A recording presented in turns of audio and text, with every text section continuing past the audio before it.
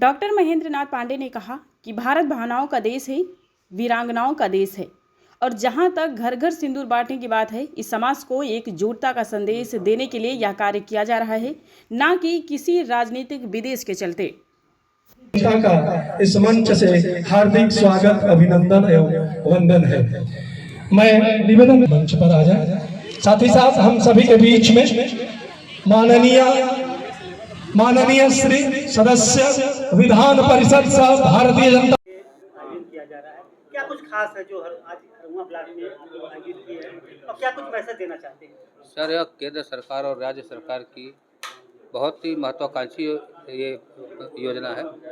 जैसा कि अभी माननीय महेंद्र नाथ पांडे जी ने बताया कि ये महिला सशक्तिकरण का जो समय चल रहा है, उसके बारे में तो माननीय योगी जी की सोच को हम नमन करते हैं। और उसके साथ साथ एक ये भी बहुत बड़ा विषय है कि जो हमें जब हमारा देश आज़ाद हुआ तो जो उस वक्त की वर्तमान सरकारों ने जो हमें एक मनगढ़ंत जो इतिहास पढ़ा लिया गया था, उसको भी दफन करने का एक उचित समय है, जिसको प्रधानमंत्री जी ने बहुत ही सहज से ही उठाया है कि जो विषय उस वक्त जो हमें अनाप शनाप इतिहास पढ़ाया गया था, मोदी जी उसको याद करा रहे हैं हम लोगों को। नहीं, इतिहास क्या है, हमारे समय की महिलाएं, जो लोग कहते हैं कि हमारे देश में महिलाएं बहुत पीछे थी, उनको बताया जा रहा है कि महिलाएं कभी हमारे यहाँ पीछे नहीं थी। जो एक पढ़ाया जाता था हमें कि हमारे देश में सती और बाल विवाह, उसका भी अहिल्याबाई जी ने काफ़ी विरोध किया था। ये तो हमें बहुत अच्छी तरह से पढ़ाया गया कि गलत था भी और होना भी चाहिए, लेकिन कभी ये नहीं पढ़ाया गया कि हमारे यहाँ हलाला भी चलता है, हमारे यहाँ वो भी चलता है, 4 विवाह भी चलता है और 3 तलाक भी चलता है। इसका हमें किसी पाठ्यक्रम में नहीं पढ़ाया गया कि ये भी विरोध के योग्य है।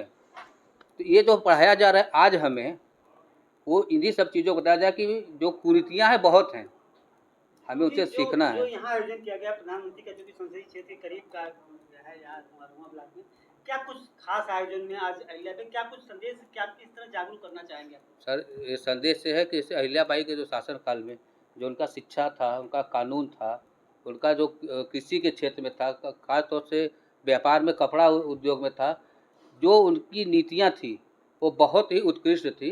उनको आज हमारी महिलाएं, हमारे समाज के लोग उसको समझें और फिर से उसी काल की तरह अपने अहिल्याबाई के कुछ गुणों को अपने अंदर लाएं कि हमारा देश और सशक्त हो, महिला सशक्तिकरण हो और इस देश के युवा और इस देश के नागरिक अपने उस महिला सशक्तिकरण को और आगे बढ़ाएं और देश को और उत्कृष्ट करें। कार्यक्रम में कितनी संख्या में लोग भाग लेंगे? लगभग 4 से 5 हज़ार। के बाद बीजेपी सिंदूर वितरित करने का योजना कर रही है, इसका विपक्ष विरोध कर रहा है, उनका कहना है। देखिए, इसमें विपक्ष को धन्यवाद है कि जो विपक्ष के नेता देश के लिए एक स्वर में अपना भाव रखें, उनको मैं धन्यवाद देता हूं। और उनको मैं अपील करना चाहूँगा कि कोई भी जब देश आतंकवादियों के खिलाफ लड़ रहा है, दुश्मन देश के खिलाफ लड़ रहा है, सारी दुनिया को अपने अनुकूल बनाना है, तो सबसे पहले जनता को अपने संग जोड़ना होता है। और भारत की आम जनता आज एकजुट है ऐसे दुष्ट देश को सबक सिखाने के लिए। तो उसके लिए सिंदूर एक भावनात्मक विषय है, उसको उस रूप में रखा जा रहा है। इसमें कोई राजनीति देखने की जरूरत नहीं है। मैं विपक्ष के लोगों को कहता हूं कि वो लोग भी गांव-गांव पर महिलाओं के संग अपने को जोड़े।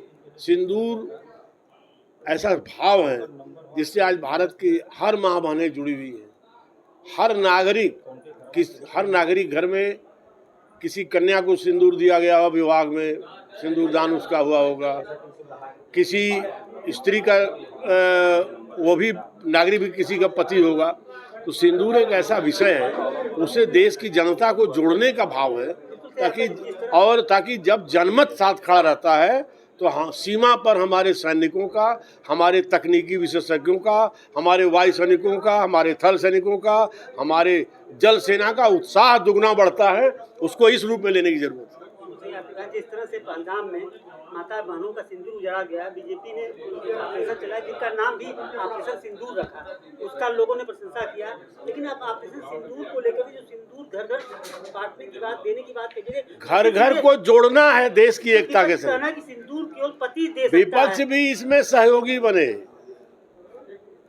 और किसी के घर में अगर शादी आयोजित होती है तो बाजार से सिंदूर भाई खरीद के नहीं ले जाता है। सिंदूर के मौके पर अच्छा चावल सब खरीदा जाता है, सिंदूर नहीं खरीदा जाता है। इसको समझने की जरूरत है। सिंदूर दान हर किसी को करने का अधिकार है। सिंदूर दान तो स्त्री के मांग में उसका होने वाला पति ही करता है, लेकिन सिंदूर जुटाने का अधिकार सबको है। सिंदूर बेचने की दुकान करने वाले का भी उतना मूल्यवान महत्व है। एक अंतिम क्वेश्चन, अहिल्याबाई होलकर व्यापक रूप से उनका जन्म मनाया जाए, क्या वजह है इसके पीछे, क्या कुछ करना है? उसकी एक वजह है कि आप समझिए यह युग महिला सशक्तिकरण का है और महिला सशक्तिकरण को नरेंद्र मोदी सरकार ने, राज्य में योगी सरकार ने और भाजपा की सभी राज्य सरकारों ने प्रमुखता दी है। और उसके लिए महिलाएं जाने कि आप कहीं कमज़ोर नहीं हैं। आज से 300 वर्ष पहले आप ही में से एक गांव की निकली हुई बेटी कैसे सशक्त समाज का शासन चलाई है, इस नाते उनके व्यक्तित्व के बारे में वर्णन करना, उनका महिलाओं को, समाज के सभी लोगों को बताना इस अभियान का उद्देश्य है।